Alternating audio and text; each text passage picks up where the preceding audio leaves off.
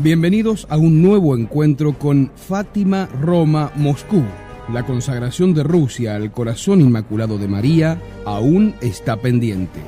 Desde hace medio milenio, los combates liberados por el mundo contra la verdad de la Iglesia Católica han conducido a errores cada vez más profundos y peligrosos, desencadenando hasta revoluciones. Es muy interesante notar que los procesos históricos más fundamentales de la era moderna se dieron en tres fechas semejantes. En los años 1517, el protestantismo; en 1717, la masonería; y en 1917, el comunismo. Y esto fue en donde se manifestó, en Occidente, un avance verdaderamente sistemático de la apostasía de la verdad de Dios que irradia desde allí a todo el mundo. Jesucristo dice a sus apóstoles: «Como me envió mi Padre, así os envío yo». En esta palabra de Cristo tenemos tres niveles: el Padre, Cristo, los apóstoles, la Iglesia. El Padre envía a Cristo, Cristo envía a los apóstoles. Cristo dice: «Quien a vosotros escucha, a mí me escucha, y quien a vosotros rechaza, a mí me rechaza». Ahora bien, quien me rechaza a mí, rechaza a aquel que me envió. Y justamente en estos tres pasos tuvo lugar la apostasía de la verdad durante los últimos siglos.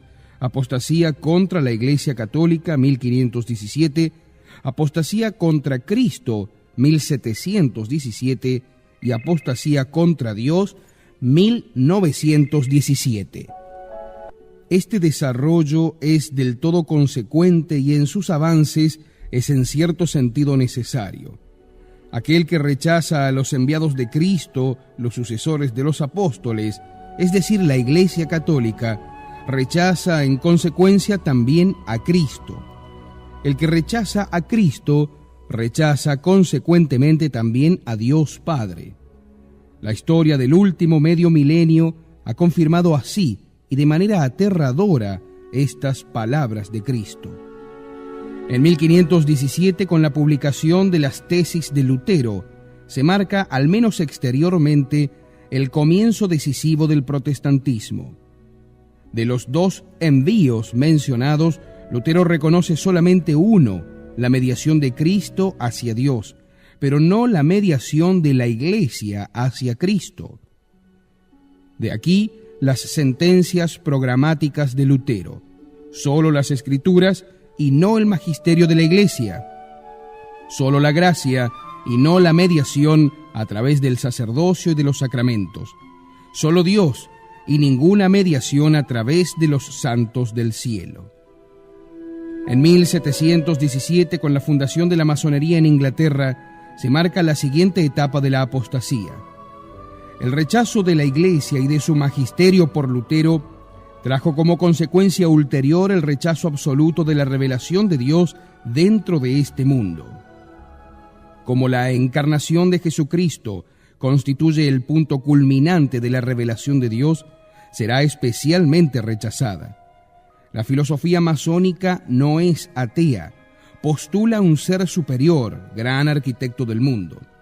Por lo tanto, los masones no son ateos, sino que abogan por el deísmo.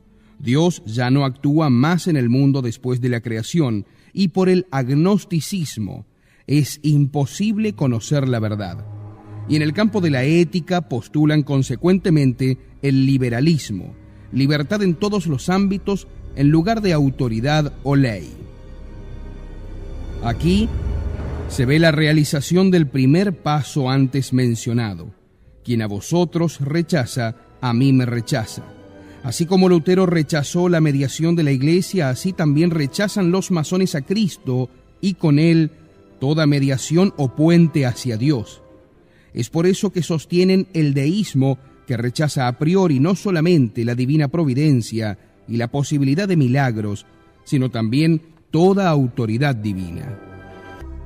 En 1917, con el estallido del comunismo, se marca la tercera etapa en esta revolución social contra Dios, ya que desde 1717 se ha negado categóricamente la actuación de Dios en el mundo y cualquier intervención suya después de la creación.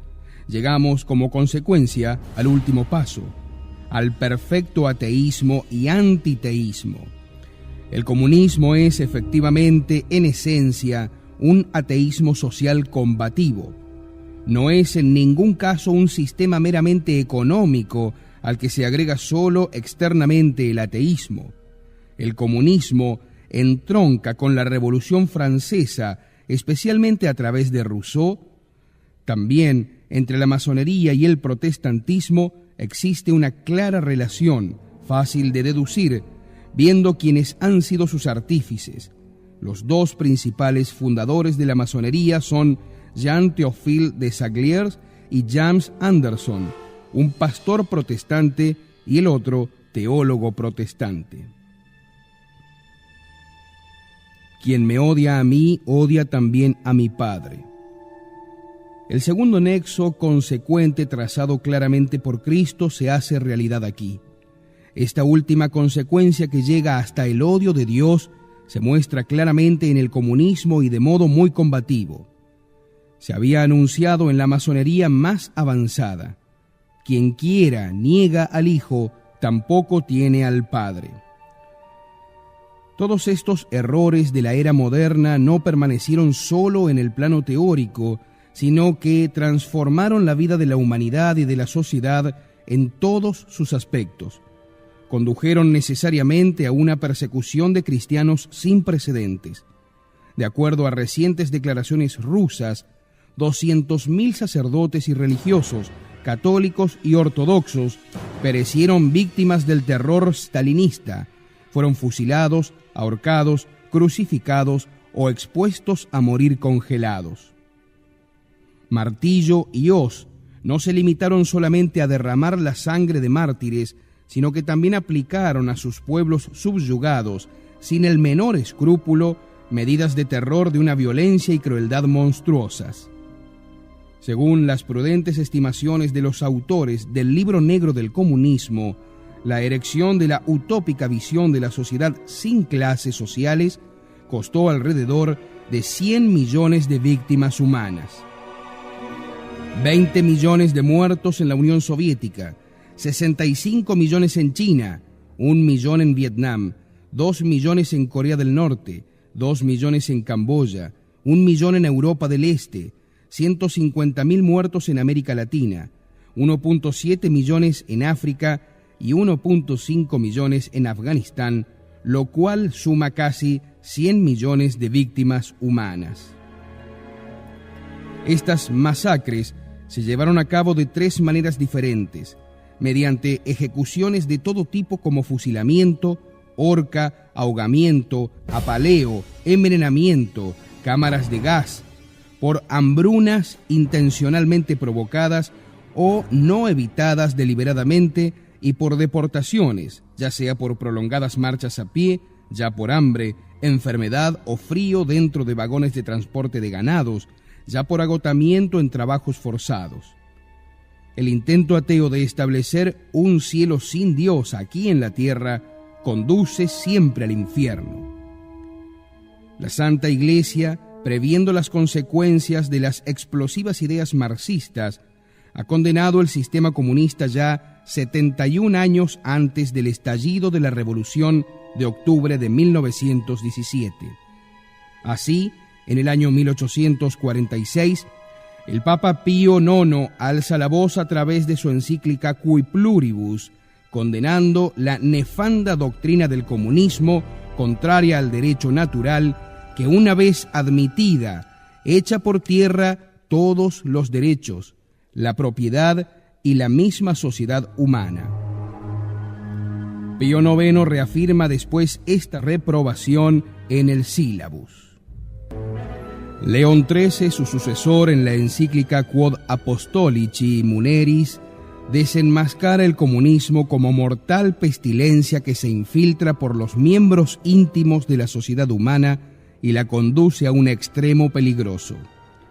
También Pío XI dedica una encíclica entera a condenar y advertir solamente contra, y citamos al Papa literalmente, contra el comunismo bolchevique y ateo, que tiende a derrumbar el orden social y socavar los fundamentos mismos de la civilización cristiana, contraponiendo a estos falsos principios la luminosa doctrina de la Iglesia e inculcando de nuevo con insistencia los medios con los que la civilización cristiana, única civitas verdaderamente humana, puede librarse de este satánico azote y desarrollarse mejor para el verdadero bienestar de la sociedad humana.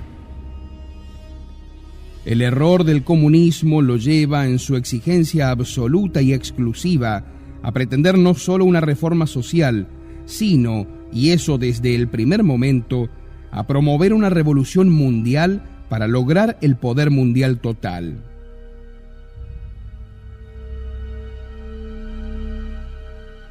Insistiendo en el aspecto dialéctico de su materialismo, los comunistas sostienen que los hombres pueden acelerar el conflicto que ha de conducir al mundo hacia la síntesis final. De ahí sus esfuerzos por hacer más agudos los antagonismos que surgen entre las diversas clases de la sociedad. La lucha de clases, con sus odios y destrucciones, toma el aspecto de una cruzada por el progreso de la humanidad. En cambio, todas las fuerzas, sean las que fueren, que resistan a esas violencias sistemáticas, deben ser aniquiladas como enemigos del género humano. Es interesante constatar la coincidencia casi exacta entre los 5 meses de las apariciones de Nuestra Señora en Fátima, desde el 13 de mayo de 1917 al 13 de octubre de 1917, y el tiempo de los preparativos revolucionarios de Lenin en Rusia. Los niños videntes en aquella época no podían saberlo. Al respecto, el padre Joseph Schweitz, sacerdote jesuita, escribe: el 16 de abril volvió Lenin de su exilio y comenzó de inmediato su lucha contra el gobierno liberal. Ya después de 3 meses había ganado tal influencia que podía arriesgar un primer intento de revolución.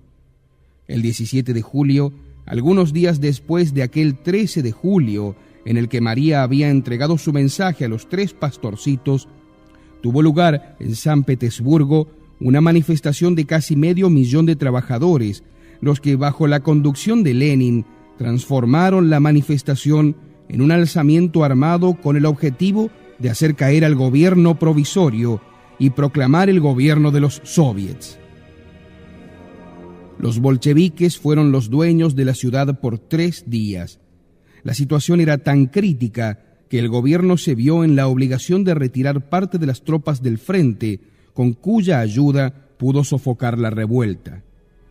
Justamente el 13 de octubre, el día de la última aparición de Nuestra Señora en Fátima, Kerensky publicó en su diario del Onorda un artículo con el encabezamiento «Perseverar, resistir», en el que exhortaba al pueblo a perseverar en la guerra hasta la victoria final. Al leer este artículo, Lenin se puso tan furioso que decidió ese mismo día consumar la revolución. Todo lo que siguió fue nada más que la consecuencia práctica de esta decisión.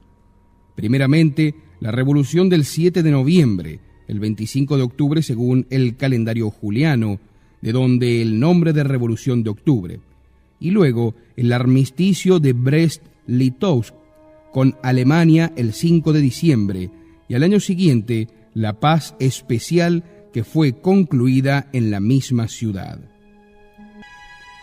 En el punto culminante del secular movimiento de apostasía descrito, podemos ver que tampoco la Iglesia ha permanecido sin menoscabo. El progresismo no es otra cosa que la adopción en la Iglesia Católica del espíritu del protestantismo, de la masonería y de esbozos del socialismo y comunismo. No es necesario hilar muy fino para notar que el progresismo es una protestantización. Basta pensar en la reforma de la liturgia.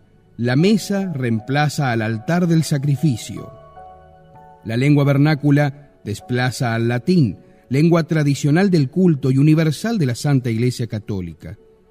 El carácter de sacrificio de la Santa Misa es disminuido por la noción protestante de la Última Cena como mero banquete. se reduce la dignidad del sacerdocio sacramental a la función de presidir solamente la asamblea del pueblo de Dios. Con el cambio de la misa nueva, el sacerdote ya no se dirige más a Dios, sino que da cara al pueblo, y al menos en muchos casos dando la espalda a Dios presente en el sagrario. La incredulidad protestante en la presencia real y permanente de Jesucristo bajo las especies eucarísticas del pan y del vino ha provocado la pérdida casi total de la devoción a la Santa Eucaristía y de su adoración. Por lo general, pocos son los que doblan aún la rodilla frente al tabernáculo y frente a la exposición del Santísimo para la adoración eucarística. Y aquí ya no se hace con la misma frecuencia que en tiempos pasados.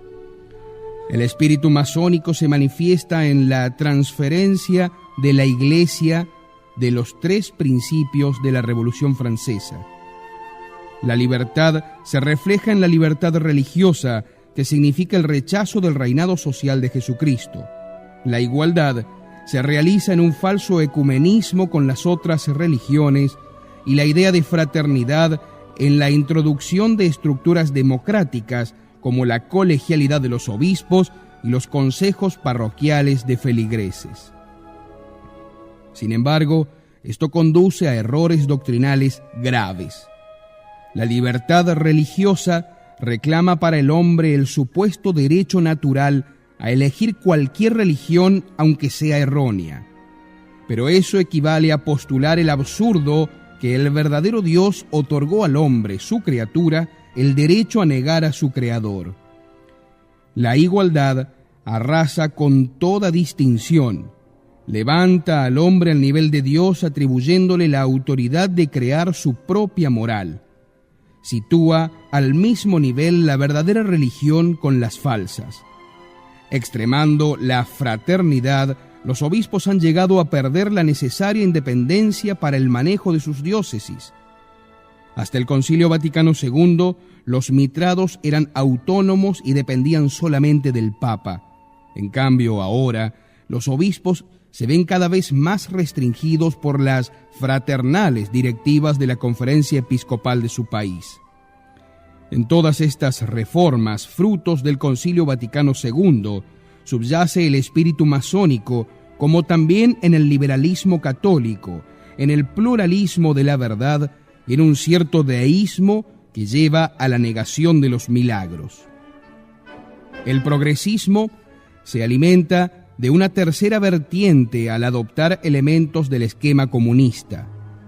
Se fundaron gremios a los cuales se dieron nombres de la nomenclatura marxista, como por ejemplo el Consejo Central de los Católicos en Alemania.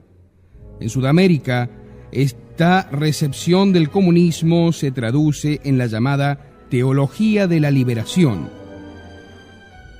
Recuérdese las representaciones de Jesucristo como revolucionario comunista, con el puño en alto y acompañado de la hoz y el martillo.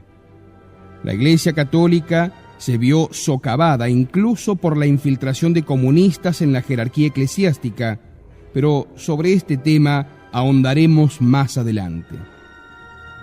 Definitivamente, las tres fechas destacadas cobran su importancia decisiva por el funesto proceso que han desatado. A principios del siglo XX, el comunismo precipita su marcha hacia la conquista del mundo. El avance del movimiento de apostasía parece irrefrenable. No se ve posibilidad alguna de salvación. Tampoco la apertura de 1989 constituyó una solución real. En la gran mayoría de los países del este, el comunismo vuelve a avanzar porque el occidente liberal no puede ofrecer ninguna alternativa realmente satisfactoria. Sin embargo, al llegar el aquí expuesto movimiento secular de apostasía a su punto culminante, interviene Dios. La Santísima Trinidad nos envía el 13 de mayo de 1917 a la Madre de Dios como embajadora, y con ella se nos brinda un áncora de salvación. Tomarla es todo lo que nosotros debemos hacer. Nuestra Señora nos ofrece su corazón inmaculado como medio de salvación, pues es ella la mediadora de todas las gracias y es ella quien vence todas las herejías. A través de los acontecimientos de Fátima, la Virgen María nos hace recapacitar además acerca del mencionado proceso de 1517, 1717 y 1917, pues ya en 1717 el cielo había ofrecido a la Iglesia el rosario como medio de salvación. En 1717, el mismo año en que se fundó la masonería, se celebró en toda la Iglesia la fiesta del Santo Rosario por primera vez. Para comprender a fondo el significado de la devoción al Inmaculado Corazón de María, hay que remitirse nuevamente a la historia de la Iglesia. Y eso lo haremos en nuestro próximo encuentro con Fátima, Roma, Moscú. Bienvenidos a un nuevo encuentro con Fátima, Roma, Moscú. La consagración de Rusia al Corazón Inmaculado de María aún está pendiente. Desde hace medio milenio, los combates liberados por el mundo contra la verdad de la Iglesia Católica han conducido a errores cada vez más profundos y peligrosos, desencadenando hasta revoluciones. Es muy interesante notar que los procesos históricos más fundamentales de la era moderna se dieron en tres fechas semejantes: en los años contra Cristo, 1717, y apostasía contra Dios, 1917. Este desarrollo es del todo consecuente y en sus avances es en cierto sentido necesario. Aquel que rechaza a los enviados de Cristo, los sucesores de los apóstoles, es decir, la Iglesia Católica, rechaza en consecuencia también a Cristo. El que rechaza a Cristo, rechaza consecuentemente también a Dios Padre. La historia de los apóstoles, la Iglesia. El Padre envía a Cristo, Cristo envía a los apóstoles. Cristo dice: quien a vosotros escucha, a mí me escucha, y quien a vosotros rechaza, a mí me rechaza. Ahora bien, quien me rechaza a mí, rechaza a aquel que me envió. Y justamente en estos tres pasos tuvo lugar la apostasía de la verdad durante los últimos siglos. Apostasía contra la Iglesia Católica, 1517, apostasía 1517, el protestantismo, en 1717 la masonería y en 1917 el comunismo. Y esto fue en donde se manifestó, en Occidente, un avance verdaderamente sistemático de la apostasía de la verdad de Dios que irradia desde allí a todo el mundo. Jesucristo dice a sus apóstoles: como me envió mi Padre, así os envío yo. En esta palabra de Cristo tenemos tres niveles: el Padre, Cristo, los apóstoles. Del último medio milenio ha confirmado así y de manera aterradora estas palabras de Cristo. En 1517, con la publicación de las tesis de Lutero, se marca, al menos exteriormente, el comienzo decisivo del protestantismo. De los dos envíos mencionados, Lutero reconoce solamente uno, la mediación de Cristo hacia Dios, pero no la mediación de la Iglesia hacia Cristo. De aquí las sentencias programáticas de Lutero.